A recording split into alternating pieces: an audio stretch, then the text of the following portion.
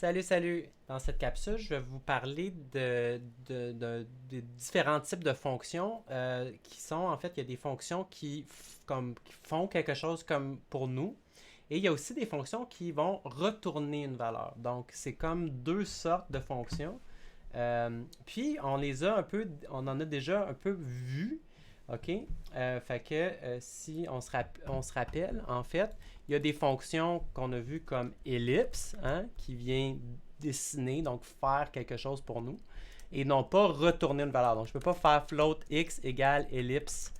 Ça ne marchera pas, OK? C'est pas possible de faire ça. C'est quoi que ça veut dire si je dis float x égale ellipse de 10, 10, 10, 10? Ça n'a pas rapport. Euh, Fait que, donc ça, c'est le premier type de fonction ou de méthode. C'est une fonction qui va juste comme faire quelque chose pour nous à l'écran, comme ellipse. Il y a un autre type de fonction qui sont des fonctions donc, qui retournent quelque chose, qui sont un peu comme des fonctions, finalement, un peu comme des fonctions mathématiques. Et on en a vu ça aussi. On va se rappeler, par exemple, de la fonction constrain. Hein? Donc, mettons qu'on veut constrain la valeur de masse x entre 100 et 500. OK? Cette fonction-là, ici, elle ne dessine rien, elle n'affiche rien, elle ne fait pas de son, elle ne danse pas la claquette, elle retourne une valeur. OK? Donc, elle calcule, elle fait un calcul, un peu comme une fonction mathématique. Hein? Fait que juste pour faire un parallèle, je vais un peu vous la dessiner, la fonction constraint. Mettons que ça, c'est mon... oups, mettons que ça, c'est... excusez. Ça, c'est un peu mettons que ça, c'est mon axe des... C'est mon axe des x. Là, je parle pas du plan cartésien ici, mais juste que x et ici, ça serait constrain ok, de x, comme un peu comme un f de x. Hein? Donc, f de x, donc, mais f de x égale, ça serait la constraint de x 100, 500. Donc, cette fonction-là, ben, c'est que vaut quand x vaut 100, 200, 300, 500, ok? Donc, quand x vaut 100, faire 100 ici aussi. Ok, donc quand x vaut 100, constraint de x vaut 100. Quand x vaut 500, constraint de x vaut 500. Et partout séparé entre les deux. Mais après ça, ça reste. C'est-à-dire que la fonction ici, constraint, je ne sais pas si ça vous aide là, de voir de même, mais la fonction, mettons, constraint de x, ça ressemble mathématiquement, elle ressemble à peu près à ça. OK? Donc, à partir de 100, ça reste à 100. OK? Donc, même si j'ai x vaut 0, ça reste que mon f de x, ma constraint de x reste à 100. Et que si x dépasse 500, ça va rester ici à 500. OK? Ça, c'est la fonction mathématique constraint de x. Et c'est le deuxième type, finalement, de fonction qu'on peut faire. Donc, le premier type, comme je vous disais, c'est plutôt comme genre de routine. Donc, ça fait un ensemble d'opérations pour nous, comme ellipse, par exemple. Alors que le deuxième type de fonction, c'est quelque chose qui retourne quelque chose, comme constraint ou map ou dist. Okay? Ça en est des exemples dans le processing de différentes fonctions qui retournent quelque chose. Donc, les autres sont utiles parce qu'ils peuvent faire un calcul pour nous. Je vais vous donner un exemple. Admettons que j'ai ici je vais prendre l'exemple de mon smiley, là, mais vous pouvez prendre n'importe quoi. C'est pour vous montrer un peu cet exemple-là. Donc là, mettons que j'ai un smiley ici. Je vais juste le faire, par exemple... mettons que j'ai un X ici. Puis ce que je veux faire, pardon, oui, c'est ça. Ce que je voudrais faire, c'est que mon X serait mon masse X, mais en restant entre 100 et 500. Donc, en utilisant cette fonction-là, constraint, ben, on a évidemment cet effet-là. Quand je descends en bas de 100, je reste là, puis je reste stocké là, puis quand je vais au-dessus de 500, je reste stocké à 500. Bon, mettons que là, c'est vraiment juste pour faire un exemple. Maintenant, je voudrais faire quelque chose d'un peu funky, puis je dirais, OK, quand tu dépasses 500, je veux que tu restes stocké immédiatement de l'autre côté. Tu te téléportes de l'autre côté. Et si tu es plus petit que 100, je veux que tu te téléportes à 500. OK? Ça serait un peu weird de faire ça, mais c'est juste pour vous montrer un petit exemple. Je vais appeler ça la fonction. Au lieu de l'appeler constraint, je vais l'appeler funk. L'appeler funk. Funk teleport. OK. Vous pouvez l'appeler comme vous voulez. C'est vraiment juste pour vous donner un exemple. J'avoue que j'ai essayé de vous trouver un exemple. C'est difficile d'en trouver pour des affaires de base. Ça peut-être quelque chose plus à savoir pour le futur. C'est quelque chose qui peut devenir très utile, surtout quand on va arriver dans la notion d'objet plus tard. Mais c'est important juste que vous le sachiez pour voir un peu, parce que ça va revenir, puis éventuellement, vous allez peut-être lire du code puis pas comprendre des affaires. Vous allez trouver des affaires weird, des returns, des trucs un peu bizarres dans le code. Puis vous allez vous demander qu'est-ce que c'est. Fait que je vais juste vous le montrer avec cet exemple-là. Donc, mon funk teleport, ça va être un genre de... En fait, tiens, je vais appeler ça un funky constraint. Okay? C'est un genre de bizarre de constraint. Fait que pour voir comment je vais m'y prendre, ben, je vais juste revenir ici pour se rappeler comment est-ce qu'on déclare une fonction. Donc, j'avais dit que la première affaire, c'est toujours le type. Et ensuite, le nom de la fonction, ainsi suivi d'une parenthèse et suite d'arguments. Donc, à date, le type, OK, ça a toujours été void qu'on a mis. Mais en fait, vous pouvez mettre autre chose. Void, en fait, c'est un type du genre, dans le même genre que float puis int.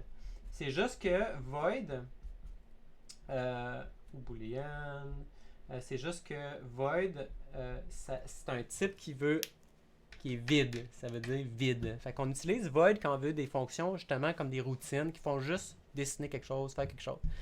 Tandis que là, on parle plutôt d'une fonction qui veut retourner quelque chose. Alors, ce qu'on va devoir faire, c'est qu'on va devoir ici utiliser, au lieu du type, au lieu du type void, on va utiliser par exemple le type float. Funky constraint. OK, fait que je vais juste vous montrer ici. Donc, ici, le type qu'on va utiliser au lieu de void, ça va être float. OK? Mais vous pouvez en faire avec des int, vous pouvez en faire avec des booléens, toutes sortes d'autres choses.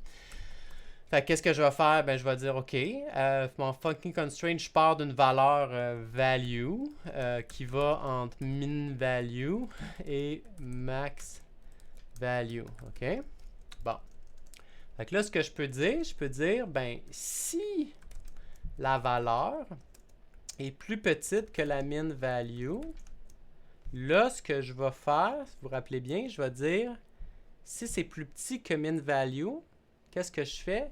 Je vais vouloir, à ce moment-là, changer la valeur, OK, pour la valeur max value. Je vais comme l'inverser. Fait que si min value est plus petit que le minimum, je vais retourner, OK, ça, si vous n'avez jamais vu ça, le mot return, c'est-à-dire je vais faire un return, je renvoie quelle valeur? Je vais renvoyer max value. Si ma valeur est plus petite que la minimum, je renvoie le maximum. Ensuite, je vais dire deuxième cas, else if value est plus grande que le maximum. À ce moment-là, je retourne quoi? Le minimum. Donc, c'est comme l'inverse. Donc, si je dépasse, je reviens au début. Et sinon, troisième option, ben là, ça veut dire, la troisième option, c'est je sais que je suis entre value et entre min value et max value, je le sais. Donc, à ce moment-là, si je tente les deux, je vais la garder, ma valeur. Je vais faire retourner value elle-même. Okay? Donc, je vais juste retourner la valeur elle-même. Donc, c'est vraiment comme si vous aviez, je ne sais pas s'il y en a qui ont déjà fait un peu des maths, là, mais en mathématiques, on en appellerait ça de la manière suivante. On dirait f de x égale, OK, égale à max si x est plus petit que le min, est égal à min si x est plus grand que le max, et est égal à x dans le troisième, sinon. OK. Ça serait la manière mathématique là, de l'écrire, mais c'est l'équivalent ici dans en processing. Fait qu'on essaye, on va essayer ça. Donc, donc là, je tente les deux, ça va. Quand je dépasse, on retourne. Donc le funky constraint qui est ici, OK, quand j'arrive là, il me retourne le min. Il me retourne toujours le min. Et quand j'arrive de l'autre bord, il me retourne le max. OK? Fait que là, fait que une nouvelle fonction. On peut l'utiliser de toutes sortes de manières. Je peux dire, je vais mettre 300, 400 à la place. On va voir que ça va donner. Ah, 300, 400. Je pourrais utiliser ça pour, au lieu de changer le X, je pourrais changer ça pour Funky Constraint. Je pourrais l'appliquer à autre chose. Masse Y, je voudrais que la taille, la largeur soit masse Y entre 100 et 400. OK? Pour la largeur. Fait que là, c'est comme mon Y vient changer. OK? Fait que j'ai un peu le même phénomène, mais je l'applique à différentes choses. OK? Donc, je vous laisse peut-être, vous pourrez peut-être faire une petite pause là-dessus, étudier un peu ce code-là, voir si vous comprenez. Mais vous allez probablement pas en utiliser tant que ça dans votre propre code au début, mais juste retenir qu'il y a ces deux types de fonctions-là et que quand vous voyez des returns, ben c'est une façon de venir... en fait, on vient sortir de la fonction et on vient retourner une valeur. C'est très important dans ces fonctions-là, OK, de mettre, d'avoir les returns, OK? Parce que si, par exemple, ici, je fais juste... j'ai pas, par exemple, le troisième else, processing va même pas me laisser faire parce qu'il va me dire the method must return a result of type float. Pourquoi il dit ça? C'est parce que si j'ai juste fait if ou else if, ben là, processing va dire ouais, mais c'est parce que si c'est ni un ni l'autre, tu fais quoi? Tu vas retourner quoi comme valeur si c'est ni plus petit ni plus grand? C'est quoi que tu vas faire? Fait qu'il faut au moins qu'il y ait un return en quelque part, OK?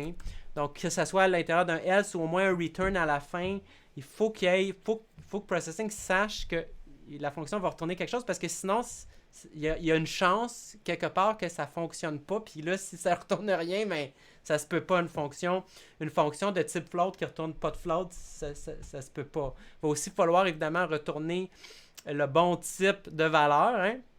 Fait que c'est sûr que si je retourne true, marchera probablement pas non plus parce que je suis censé retourner un float, je retourne un booléen, ça marche pas, OK? Mais si la fonction était une fonction booléenne, ça marcherait. J'aurais le droit de retourner une fonction, j'aurais pas le droit de retourner true. Bon, ça peut vous paraître étrange tout ça à cette étape-ci, puis c'est correct. Comme je vous dis, pas besoin nécessairement de les utiliser, mais au moins soyez familière avec ça. Et on va se laisser là-dessus, donc je vous laisse quand même essayer d'expérimenter, peut-être écrire votre propre fonction, ça peut être une fonction qui fait je sais pas quoi, qui pige peut-être, qui fait un genre de random funky ou qui convertit des Celsius en Fahrenheit ou quelque chose comme ça. Ou pas, vous pouvez juste vous rappeler vaguement de ce concept-là et peut-être plus tard, vous pourrez l'utiliser quand vous le retrouverez. Donc, on se laisse sur ça et je vous dis salut, salut!